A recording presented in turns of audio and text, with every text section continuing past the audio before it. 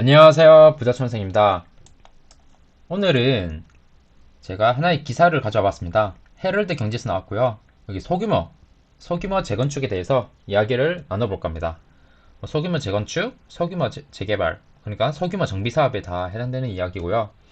이야기를 나눠보겠습니다. 그리고 제가 발전하는 부동산 투자자라는 네이버 카페를 운영하고 있습니다.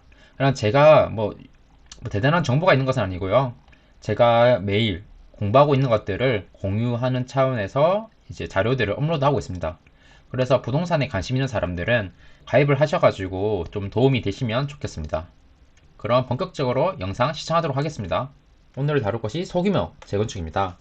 소규모 재건축, 소규모 정비 사업이라 할게요. 여기는 뭐 소규모 재건축, 소규모 재개발 다 포함됩니다. 그래서 서울에서 원래 했던 것이 어떤 거였나요? 대단히 재개발 사업이 있잖아요. 그렇지만 이 재개발 사업 오랜 시간이 걸립니다. 그래서 서울시는 어떻게 했나요? 민간 재개발. 그래서 뭐 신통기획을 도입했죠. 근데 이것도 뭐 더 빨리 추진하기 위해서 패스트 트랙 신통기획 뭐 이런 것들을 계속 도입하고 있습니다. 그래서 뭐 사업의 추진 속도를 높여서 주택 공급을 활성화시키기 위해서 서울시는 노력을 하고 있는데요. 하지만 어떤가요? 이러한 재개발 사업 최소한으로 필요한 시간이 있습니다. 최소한의 시간이 필요하죠. 시간이 오래 걸립니다. 아무리 뭐 패스트 트랙 신통기기로 하더라도 뭐 1년 만에 주택을 공급할 수 있는 건 아니잖아요. 그래서 주택 공급이 급하기 때문에 재개발 사업에만 의존할 수는 없습니다. 그래서 그래서 오세훈 서울시장 어떻게 하고 있나요? 소규모 정비 사업에 모아타운이라는 자신만의 브랜드를 만들었죠. 일종의 브랜드입니다. 브랜드. 이걸 잘 성공시켜야 자신의 정치적으로 업적을 키울 수 있는 것입니다. 그래서 이것도 맨 처음에는 뭐 시범 사업지 도입을 하고 그러다가 뭐 이제 서울시에서 지정을 했죠. 그 다음에는 어떤 방식이에요? 탑다운 방식입니다. 탑다운 방식. 탑다운. 근데 이것도 한계가 있잖아요. 그래서 어떻게 하겠죠? 수시공모. 이제 뭐 정비 사업에 있어서도 이제 주민들의 제안, 공모를 받겠다. 그래서 이 수시공모를 통해 가지고 대상지를 최근 계속 지정하고 있습니다. 지정이죠, 지정. 지정과 실제 공급은 다릅니다. 어쨌든 서울시는 계속 모아타운 대상지를 지정하고 있습니다. 하지만 현재까지 실제로 모아타운으로 주택이 공급된 사례는 없습니다. 뭐 보니까 뭐 최근 뭐 착공될 예정이다 라는 기사는 있던데요. 실제 착공 또 준공까지 시간이 걸리죠. 그래서 저는 다시 한번 느끼지만 주택을 실제로 공급하는 주체는 시공사와 시행사라는 것을 느낍니다. 즉, 정부는 주택을 공급하지 못하죠. 중앙정부든 지자체든 주택을 짓지 못합니다. 그들이 할 수 있는 것은 행정적, 재정적 지원입니다. 오늘은 제가 보시면 여기 예시가 나오는데요.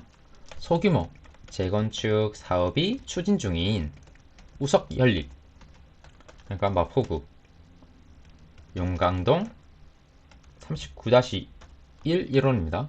여기에 사례를 가져와 봤습니다. 위치가 어딘지 한번 보시겠습니다. 위치는 제가 봤는데 마포역 여기거든요. 여기 이곳입니다. 이곳. 마포역 초역세권 위치해 있습니다. 입지적으로는 정말 좋죠. 그래서 여기가 어떤 문제점을 현재 겪고 있는지 살펴보도록 하겠습니다. 일단 로드뷰를 한번 보시죠. 로드뷰를 한번 볼게요. 그래서 보시면 바로 이 구역입니다. 여기 바로 옆에는 초고층 오피스텔 아파트가 있죠. 그래서 여기 지금 2021년만 하더라도 이런 식으로 보시면 이게 우석연립이라고 해서 2층 건물이 있었고요. 이 당시에도 참 대조적인 모습이죠. 그리고 옆에 뭐 일부 상가, 근린생활시설도 포함되어 있습니다. 그래서 지금 이곳에 이제 이미 지금은 펜스까지 쳐져 있는 상태인데 어떤 움직임이 있을까요? 그러면 지금 제2종 일반 주거 지역이 말할 수 있습니다. 아까 고층 고밀 개발된 건물이 아파트가 있는 곳은 여기 상업지역이잖아요. 여기 바로 옆에 이 길을 경계로 바로 옆에는 제2종 일반 주거 지역입니다. 솔직히 좀 아쉽긴 하네요. 이 초역세권 위치에 있는데 2종 일반 주거 지역으로 개발이 되는 것 같습니다. 그래서 제가 이거를 이 지역 이 재건축 사업지 소규모 재건축 사업이 진행 중인 이 우성연립 이 일대를 공부하다가 지난번에 나왔던 기사를 찾아봤습니다. 그러니까 2019년 11월에 나온 기사인데요. 이 당시 어떤 기사가 나와 있는지 어떤 내용이 나와 있는지 한번 살펴보도록 하겠습니다. 2019년 살펴볼게요. 2019년 기사입니다. 여기 보시면 용적률 460%를 적용하겠다. 첨단 시스템. 그리고 여기 보시면 마포 초역세권 한강 프리미엄 35층 첨단 명품 단지로 재건축하겠다. 뭐 한강 프리미엄이라든지 마포 초역세권 이런 수식어를 달고 다니죠. 맞습니다. 여기는 당시 2019년만 하더라도 역세권 장기 전세주택 움직임이 있었던 곳입니다. 그래서 뭐 보시면 용적률 50%를 공공임대주택으로 제공하고자 하는 것을 알 수 있죠. 그래서 그리고 여기 이 당시 시공사로 코오롱 글로벌이 이제 선정이 되었었는데요. 당시 파격적인 제안을 합니다. 여기 보시면 제안서를 보면 평당 599만 원의 공사비와 100억 원 한도에서 사업비를 어떻게 했나요? 평당 599만 원의 공사비 그리고 100억 원 한도에서 사업비 무이자로 대여 무이자입니다. 무이자. 이 조합원들에게 시공사로 선정하기 위해서 다양한 제안을 하는 거죠. 그래서 이러한 제안을 했고 뭐 이 밖에도 뭐 발코니 확장 뭐 로이 복층 이중창 인면 분할 뭐 이중창 조합원들에게 다양한 것들을 제공하고자 했었습니다. 그래서 시공사가 수주를 따기 위해서 조합에게 다양한 인센티브를 제공한 것이죠. 그리고 이처럼 뭐 용적률 460% 종생향으로 35층 150에서 160가구 공급을 추진하겠다. 이런 움직임이 있었던 곳입니다. 하지만 현재 최근 24년 2월 말에 나온 기사인데요. 2024년 참 대조적인 기사 제목입니다. 제발 우리 집 좀 제발 지어주세요. 을이 신세가 된 소규모 재건축입니다. 입장이 바뀐 것입니다. 당시는 시공사가 이제 을의 입장에서 조합원들에게 일종의 인센티브를 제공을 함으로써 수주를 따기 위해 노력했다면 지금은 반대로 조합이 시공사에게 집 좀 지어달라고 말하고 있는 것입니다. 그리고 참고로 이거 아시다시피 지금 여기의 입지는 변하지 않았습니다. 참고로 마포 초역세권이란 입지는 전혀 변한 게 없죠. 2019년도나 2024년 현재까지 한강, 프리미엄, 마포 초역세권 이런 수식어에는 변함이 없습니다. 그래서 저는 이 기사에서 알 수 있는 것은 지금 소규모 정비 사업도 상황이 여의치 않다는 것입니다. 그래서 지금 보면 사업비가 계속 오르고 시공사도 계속 유찰이 지속되고 있다는 것입니다. 그래서 뭐 다들 아시다시피 지금 인플레이션 때문에 건설사 이제 PF 대출, PF 리스크, 그리고 원자재 값, 인상. 이 인상에 따라서 소규모 재건축 사업비가 크게 오르고 있는 것입니다. 다시 말하지만 과거에는 시공사가 사업을 수주하기 위해서 다양한 인센티브를 제시했지만 지금은 완전히 입장이 바뀐 것이죠. 시공사는 기업입니다. 당연히 현재는 리스크도 큰 상황에서 사업성을 더 따질 수밖에 없습니다. 그리고 사업성을 따진 건설사 선별 수주로 대단지조차 시공사가 구하기가 쉽지 않은 상황입니다. 근데 소규모 정비사업지는 당연히 대단지보다 사업성이 떨어질 수밖에 없는데요. 떨어지죠.